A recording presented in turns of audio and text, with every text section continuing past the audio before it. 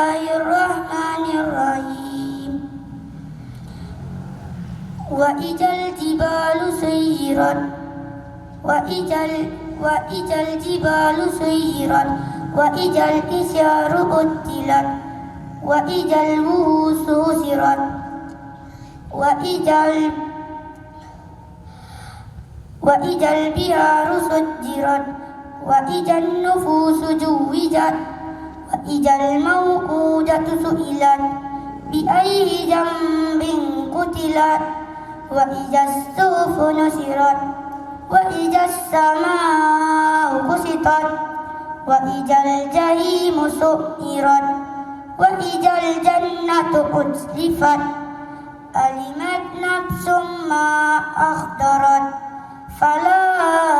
أقسم بالخناس الجوار الكناس ألا يظن أولئك أنهم مبعوثون بسم الله الرحمن الرحيم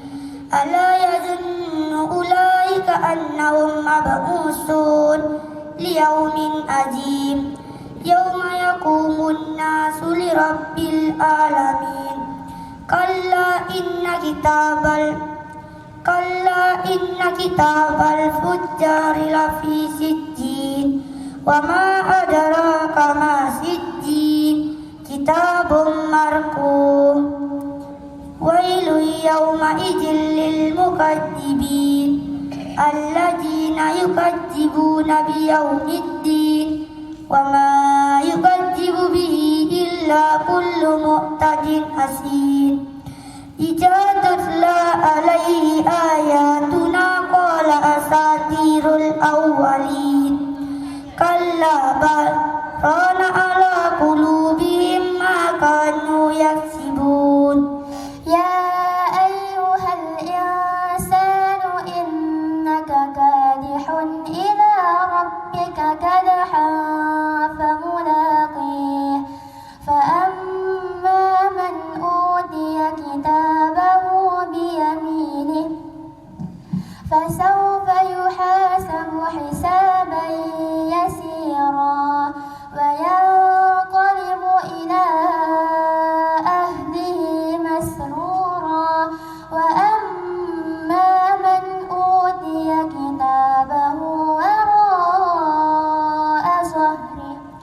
فسوف يدعو ثبورا ويصلى سعيرا إنه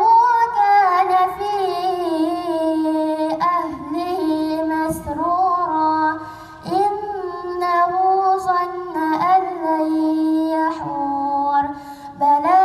إن ربه كان به بصيرا فلا أقسم بالشفق صدق الله العظيم قتل أصحاب الأخدود بسم الله الرحمن الرحيم قتل أصحاب الأخدود النار ذات الوقود إذ هم عليها قعود وهم على ما يفعلون بالمؤمنين شهود وما نقموا منهم إلا أن يؤمنوا بالله العزيز الحميد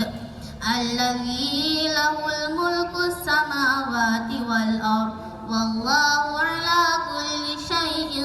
شهيد إن الذين فتنوا المؤمنين والمؤمنات ثم لم يتوبوا فلهم عذاب جهنم ولهم عذاب الحريق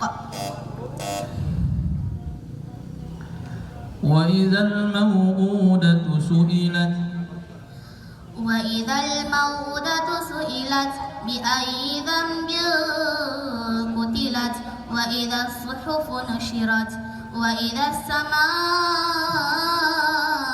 كشطت وإذا الجحيم سعرت وإذا الجنة أزلفت علمت نفس ما أحضرت فلا أقسم بالخنس الجوار الكنس والليل إذا عسعس والصبح إذا تنفس إنه لقول رسول كريم ذي قوة عند ذي العرش مكين مطاع ثم أمين وما صاحبكم بمجنون صدق الله العظيم.